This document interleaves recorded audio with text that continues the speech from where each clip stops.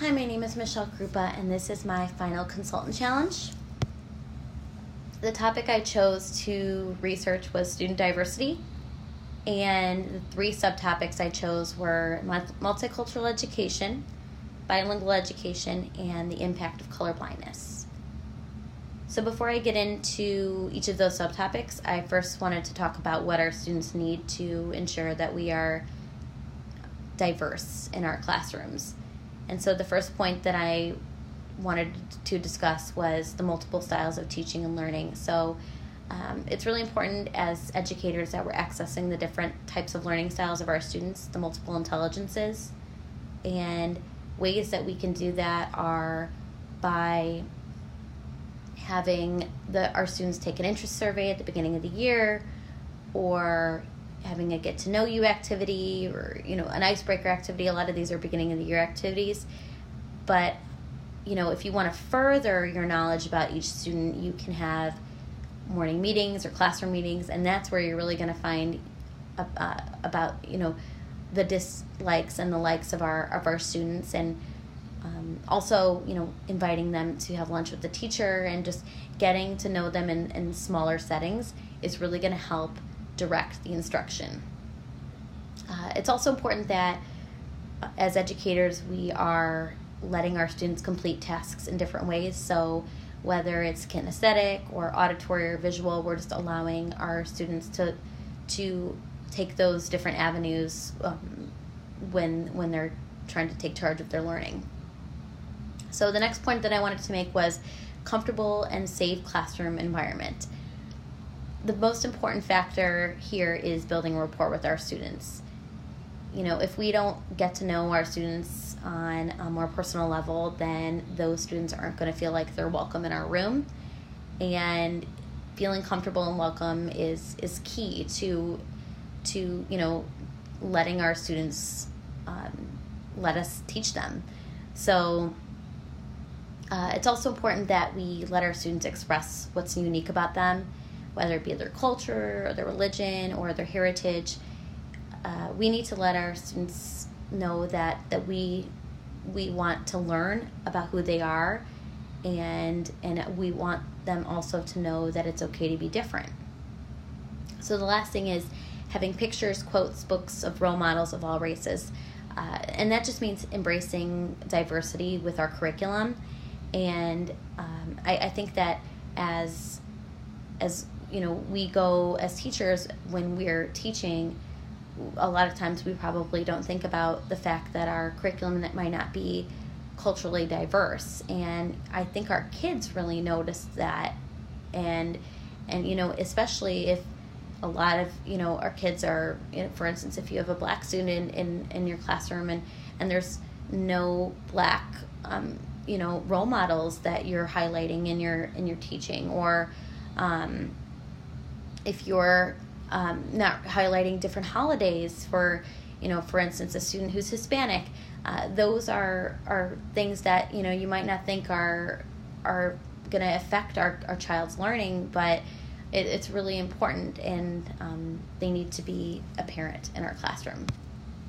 So the first subtopic that I want to talk about is multicultural education.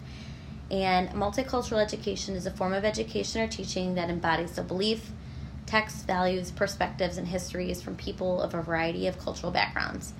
So how can you implement multicultural education in your classroom? Well, you can integrate a diverse reading list by reviewing your curriculum, and I kind of just talked about this, just making sure that our curriculum is diverse, and ensuring that our kids are learning about all different types of people. Going beyond the textbook is really important.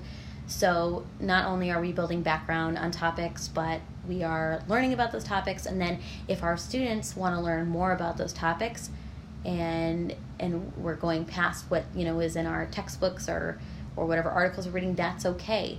That we're having these student-led teachable moments, and because our students are interested in them, and because they highlight cultures maybe that, or heritages that we didn't think we needed to talk about until our kids wanted more information about them. So going beyond the textbook is definitely something that I would encourage all of us to do.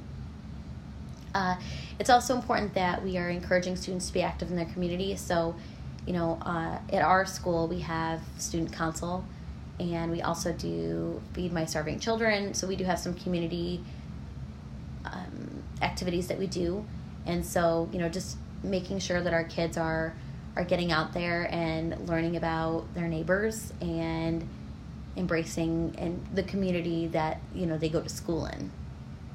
So it's also important that kids are creating projects that focus on their on culture and not specifically their culture. So, if they're doing a history project and, for instance, we are talking about colonies right now in our classroom, and one of the questions talks about the culture of the colonists in that specific colony, whether it's, Delaware or New Jersey.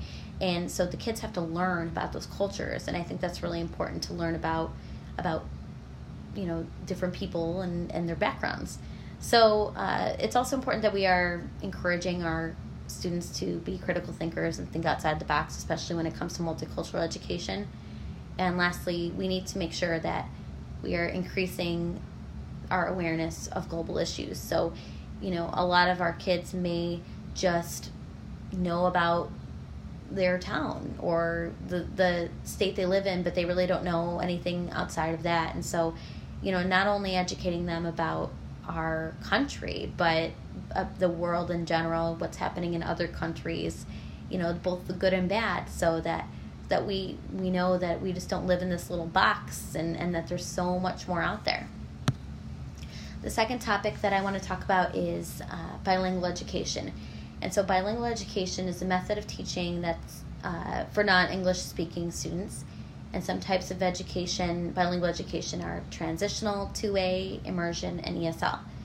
So how can teachers use bilingual education in their classrooms? Well, one way we can do that is by allowing students to use translanguage, and basically that just means that you're having two different languages strategically placed in your classroom at one time. So, for instance, if you have a chair, you would have a picture of the chair, you would have the word in English and the word in Spanish. So you have both languages available for the student to see, so they can make that differentiation between the two, but they can also learn that, a chair means this in my language and a chair means this in English, and helping with that transition. The next point is to make sure that we're maintaining positive relationships with our students. I couldn't imagine how it would feel to be a student in a classroom where I don't understand the language, let alone not having the positive feelings and the comfortability of, being in that classroom. So maintaining a positive relationship and helping my students feel comfortable and safe is priority. So, with bilingual education is going to come the importance of building strong relationships with those kids, so that we are building confidence and helping them transition. So, to go along with that, it's also being supportive in the language transition, letting them know they can do it, and that they're supported in your classroom. The next point is to create a language-rich environment, whether that's a bulletin board or word walls, but making sure that there's plenty of places in the classroom for our students to read, English words and let them, ask questions and help with that transition.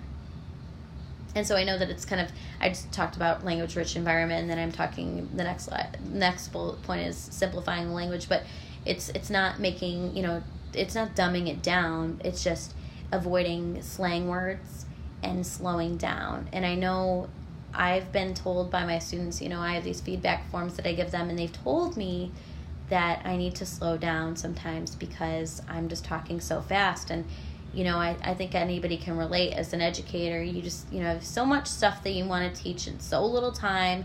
And so I'll get on a tangent and I'm talking at 1,000,000 miles per hour trying to get everything done.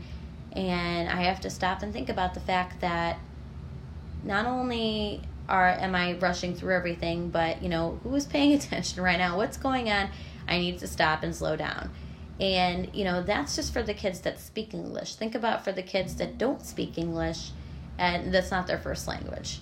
So, I just think it's really important that we make sure that we're slowing down and taking our time so that our kids can really understand and benefit from their time with you.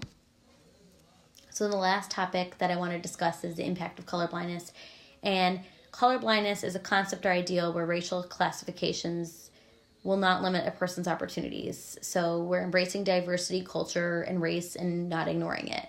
So the article that I read that went with this impact of colorblindness was awesome.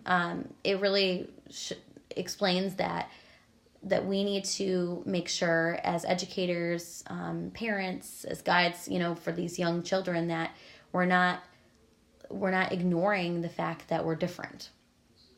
So the first point was talking about racism and making sure that students understand that it still happens today and that it happened, it's been happening through history, and how to deal with racism when it comes up. The second point is embracing diversity and acknowledging different races. So, I know everybody's heard the saying, it's not what's on the outside, but it's what's in the inside. And yes, it's all important. We're all special and we all have, things that are different about us, but we just need to make sure that we're embracing those differences and we're educating each other on those differences and not just, saying a blanket statement that we're all the same on the inside, when on the outside we are different, and that's okay to be different. So nurturing the students' natural curiosity about what makes us different. So, part of this article was talking about how a black child didn't even realize that he was black until he was like in 3rd or 4th grade, and then he really realized that he was different and that it was okay that he was different. But, nobody else had brought it up before that. Nobody asked him, hey, why is your skin color different than mine? And, it was just, the natural progression of how things happen. But it's just that it's okay for a kid to ask another kid why they are different, as long as it's, in a positive way.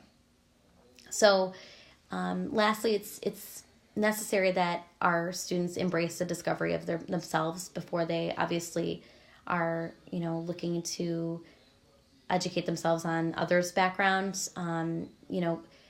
Building that self-esteem, building that confidence, getting to know yourself first is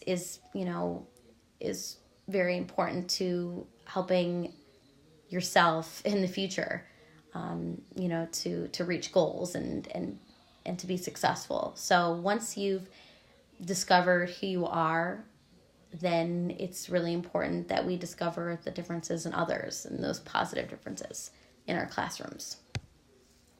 So the last thing I wanted to discuss was an article highlight that is by E.K. Garcia. And it talks about multicultural education, and it's on the Teacher Hub website. So basically the article talks about how to properly implement multicultural education and how to recognize and understand multicultural education. So one goal that the staff and teachers were to consider was how to educate students on multiculturalism and to be culturally conscious. So when you're teaching a lesson, is this meeting all of the needs of, all the cultures in my classroom? Or is the curriculum that I have culturally diverse? Those are, important things that we should be reflecting on when we're teaching. The article also discusses the positive outcomes of including multicultural education. One example is helping students develop a positive self-image. So as I was just saying, we need to make sure that as an educator, we're helping our students build confidence and, letting them learn about themselves, and having an education that is that also, ensures multiculturalism is going to help our kids produce a successful self-image. or a positive self-image. So,